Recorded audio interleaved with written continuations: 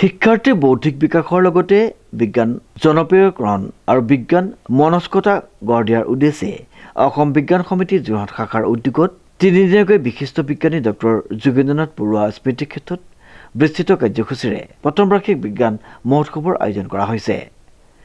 আমি আমাৰ মাজত আছে সহযোগী অনুষ্ঠান হিচাপে অসম প্ৰদূষণ নিয়ন্ত্ৰণ পৰিষদ, যোৰহাট জিলা প্ৰশাসন, অসম বিজ্ঞান প্ৰযুক্তিবিদ্যা আৰু পৰিৱেশ পৰিষদ, যোৰহাট জিলা আৰ্যভট্ট বিজ্ঞান কেন্দ্ৰ, ৰাষ্ট্ৰীয় শিশু বিজ্ঞান সমাৰোহ, যোৰহাট বিজ্ঞান কেন্দ্ৰ তাৰকাগৃহ, যোৰহাট পৰিৱেশ মঞ্চ, অসম শৈক্ষিক কেন্দ্ৰ আৰু SP নামৰ যি সামাজিক অনুষ্ঠান তেখেতসকলো আমাৰ লগত আছে। এই যি তিনিদিনীয়া বিভিন্ন অনুষ্ঠান হ'ব, বিভিন্ন অনুষ্ঠানৰ প্ৰথম দিনা ৰাতিপুৱা 9টা বজাৰ পৰা আমাৰ অনুষ্ঠান আৰম্ভ হ'ব। 9:30 আমাৰ পতাকা উত্তোলন কৰা হ'ব আৰু পতাকা উত্তোলন আমি ইয়াত দুখন পতাকা উত্তোলন কৰিম। এখন বিজ্ঞান সমিতিৰ পতাকা উত্তোলন কৰা হ'ব আৰু তাৰ লগতে আমাৰ অসম বিজ্ঞান যোৰহাট বিজ্ঞান মহোৎসৱৰ কাৰণে এখন আমি আমাৰ পতাকা আছে, সেই পতাকাখনো উত্তোলন কৰিব। আৰু মই উত্তোলক হিচাপে আমি নিমন্ত্ৰণ জনাইছোঁ আমাৰ অসম বিজ্ঞান সমিতি যোৰহাট শাখাৰ উপদেষ্টা শ্ৰী উমেশ চন্দ্ৰ শৰ্মা ডাঙৰীয়া, উমেশ চন্দ্ৰ বৰা ডাঙৰীয়াক। তেখেতে আমাৰ যিখন বিজ্ঞান মহোৎসৱৰ পতাকাখন তেখেতে উত্তোলন কৰিব আৰু যোৰহাট শাখাৰ সভাপতিয়ে আমাৰ অসম বিজ্ঞান সমিতি যোৰহাট শাখাৰ পতাকাখন উত্তোলন কৰিব। উল্লেখযোগ্য যে যোৰহাট জিলা প্ৰশাসন, অসম প্ৰদূষণ নিয়ন্ত্ৰণ পৰিষদ, অসম বিজ্ঞান প্ৰযুক্তিবিদ্যা আৰু পৰিৱেশ পৰিষদ, যোৰহাট জিলা আৰ্যভট্ট বিজ্ঞান কেন্দ্ৰ, যোৰহাট জিলা ৰাষ্ট্ৰীয় শিশু বিজ্ঞান সমাৰোহ, যোৰহাট বিজ্ঞান কেন্দ্ৰ আৰু তাৰকাগৃহ, যোৰহাট পৰিৱেশ মঞ্চ, অসম শৈক্ষিক কেন্দ্ৰ আৰু SPৰ সহযোগত যোৰহাটৰ বৰপেটাত অৱস্থিত যোৰহাট বিজ্ঞান সমিতিৰ স্থায়ী চৌহদত মহোৎসৱ অনুষ্ঠিত হয়। মহোৎসৱস্থলীত এখনি সংবাদমেল সম্বোধন কৰি আয়োজক সমিতিৰ সভাপতি ডক্টৰ বিচিত্ৰ কুমাৰ বৰঠাকুৰে ছাত্ৰ ছাত্ৰীৰ বৌদ্ধিক উত্তৰণৰ লগতে বিজ্ঞান জনপ্ৰিয়কৰণৰ উদ্দেশ্যে অসম বিজ্ঞান সমিতিয়ে বিভিন্ন কাৰ্যসূচী গ্ৰহণ কৰিছে বুলি ব্যক্ত কৰে। যোৰহাট শাখাই সম্ভৱতঃ অসমত প্ৰথমবাৰৰ বাবে বিজ্ঞান মহোৎসৱ আয়োজন কৰা বুলি উল্লেখ কৰি তেওঁ সকলোৰে সহযোগিতা কামনা কৰে।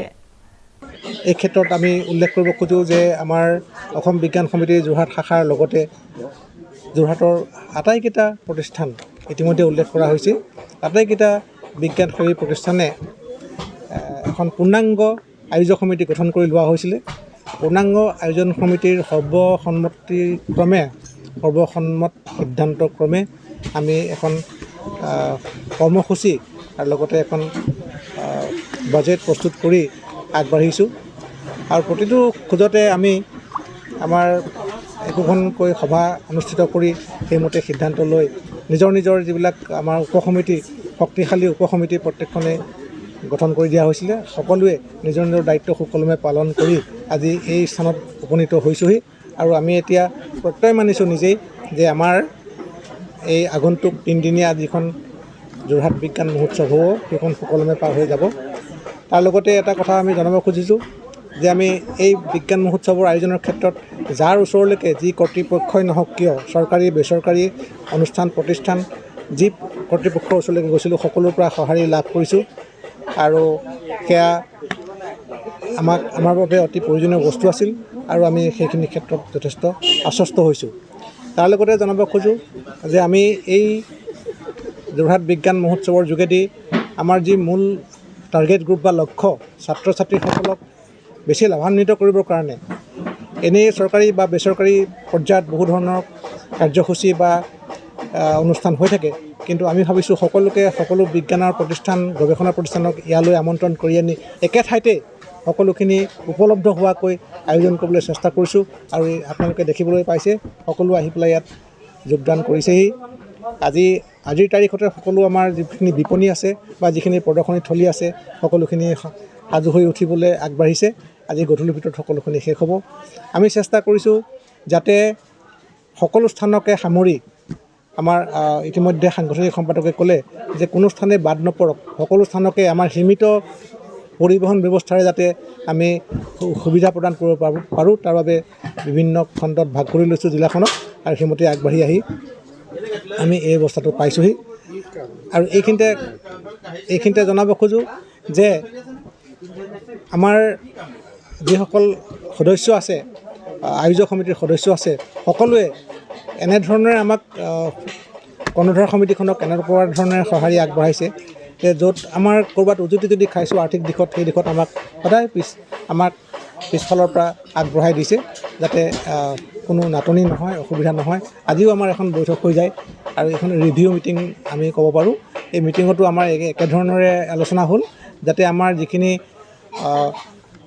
যিটো আশা কৰি আমি আগবাঢ়িছোঁ সেই আশা যাতে পূৰণ হয়, তাৰ বাবে যাতে কোনো হেঙাৰ আহিব নোৱাৰে, সকলোৱে সঁহাৰি জনাইছে। সেইকাৰণে আমি সকলোকে ধন্যবাদ জ্ঞাপন কৰিছোঁ এই টেবুলৰ পৰাই। আৰু আপোনালোককো আমি ধন্যবাদ জ্ঞাপন কৰিছোঁ যে আপোনালোকে আহি আমাৰ এই কথাখিনি আপোনালোকৰ মাধ্যমৰ যোগেৰে ৰাইজক জনাবলৈ সক্ষম হ'ব। কাৰণ আপোনালোক আৰু আমি, সংবাদ জগতখন আৰু আমি একেলগে আগবাঢ়ি গ'লেহে আমাৰ যি উঠি অহা প্ৰজন্ম, সেই প্ৰজন্মৰ বাবে আমি যিখিনি প্ৰচেষ্টা হাতত লৈছোঁ, সেই প্ৰচেষ্টাখিনি তেওঁলোকৰ ওচৰত গৈ পাবগৈ, তাৰ ফল তেওঁলোকৰ ওচৰত গৈ পাবগৈ। এইখিনিকে কৈ মই ক'ব লগাখিনি কৈছোঁ। ধন্যবাদ। শ্ৰীমন্ত মাধৱ বৰুৱাৰ ৰিপৰ্ট, নিউজ নাও।